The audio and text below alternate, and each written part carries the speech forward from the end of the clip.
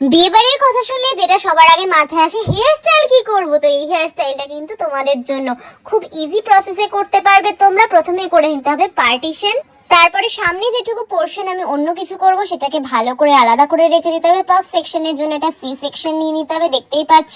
তারপরে কিন্তু আমি উইদাউট এনি ব্যাক কম এই পাফটা করেছি, ভালো করে এটাকে কম করে নিয়ে কিন্তু আমি ক্লিপ লাগিয়ে দিয়েছি। দেখতেই পাচ্ছ কতটা সুন্দরভাবে এটা হয়ে গেছে। এটা প্রমিনেন্ট হওয়ার অতটাও দরকার ছিল না, কারণ এটা ঢেকেই যাবে। জাস্ট একটা বাউন্সি এফেক্ট ক্রিয়েট করার জন্য কিন্তু এই পাফটা করা। তারপরে আমি লাগিয়ে নিয়েছি বান, তারপর চারকোণ দিয়ে এটাকে ভালো করে ববি পিন দিয়ে সিকিউর করে নিয়েছি। তারপরে লাগিয়ে নিয়েছি গাডা, চুলটাকে উল্টে নিয়ে, যেহেতু এভাবেই আমাদের বানটা ক্রিয়েট করতে সুবিধা হয়। দেন ভালো করে এক্সট্রা অংশগুলোকে পেঁচিয়ে দিলাম।